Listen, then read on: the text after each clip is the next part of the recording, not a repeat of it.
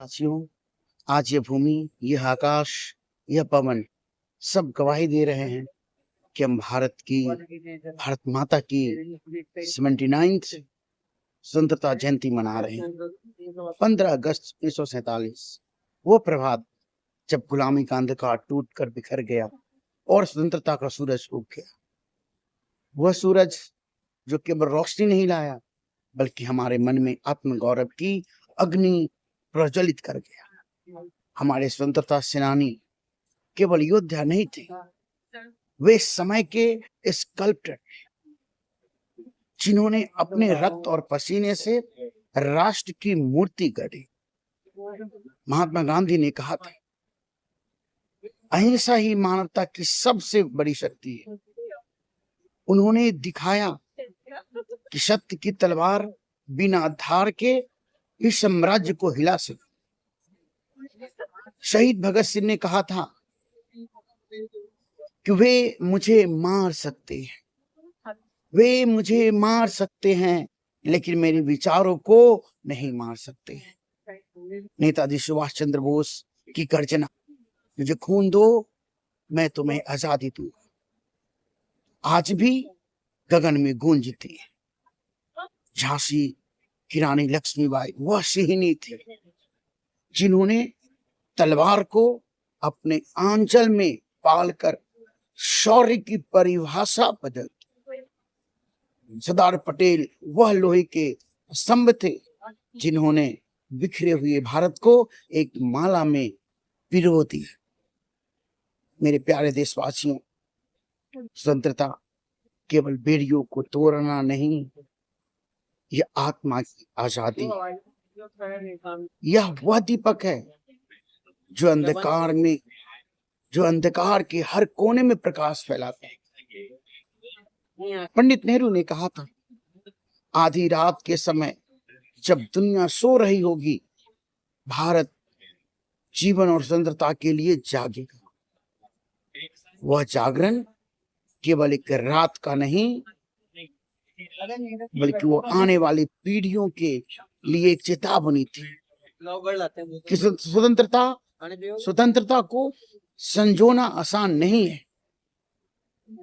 आज का भारत तेजी से बढ़ रहा है, विज्ञानों में, खेलों में, तकनीक में, अंतरिक्ष में, चंद्रयान से लेकर ओलंपिक तक हमने दिखा दिया है कि हमारी उड़ान केवल आकाश तक नहीं बल्कि अनंत तक।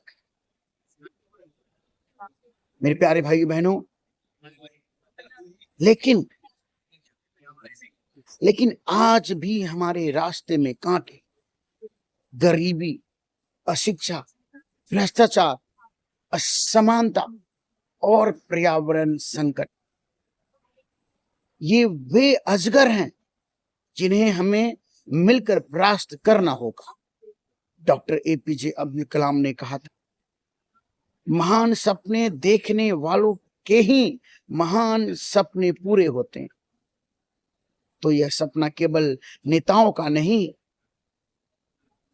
ये हमारा भी है।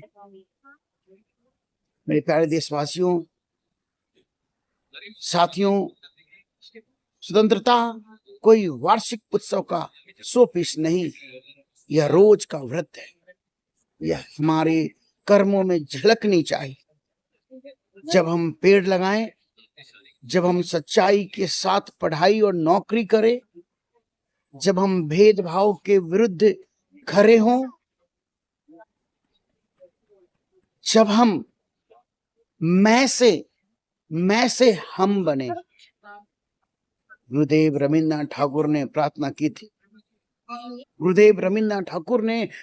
की थी, जहां मन में भय न हो और मस्तक ऊंचा, जहां मन में भय न हो और मस्तक ऊंचा हो, जहां ज्ञान मुक्त हो, जहां दुनिया संकीर्ण दीवारों से टुकड़ों में बटी न हो, उस स्वतंत्रता के स्वर्ग में हे पिता मेरे देश को जागृत कर। आइए आज हम अपने तिरंगे को केवल कपड़े का टुकड़ा न माने।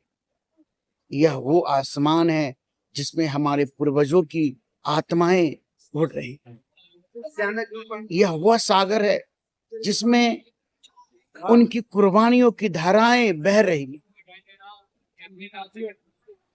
जब हम जय हिंद कहें तो वह केवल शब्द ना हो, वह हमारी आत्मा की गर्जना।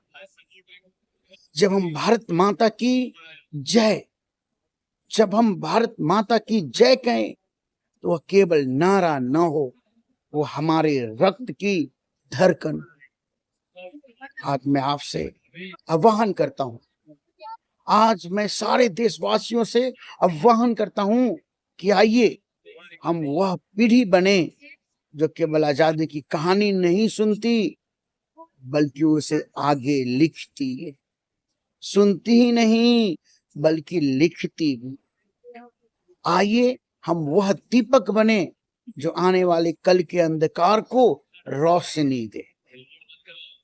आइए हम अपने भारत को ऐसा बनाएं कि दुनिया कहे यह है वह देश जिसने न केवल गुलामी को हराया बल्कि अपने भीतर की कमजोरियों को भी नष्ट किया, खत्म किया, जड़ से उखाड़ कर फेंक दिया। अंत में मैं आपको एक वचन देने के लिए कहता हूं कि हम अपने अतीत का सम्मान करेंगे। मुझे वचन दीजिए कि हम अपने अतीत का सम्मान करेंगे, वर्तमान को सुधारेंगे और भविष्य को संवारेंगे। मेरे साथ सब लोग बोलिए, जय हिंद, जय भारत। जय हिंद, जय भारत।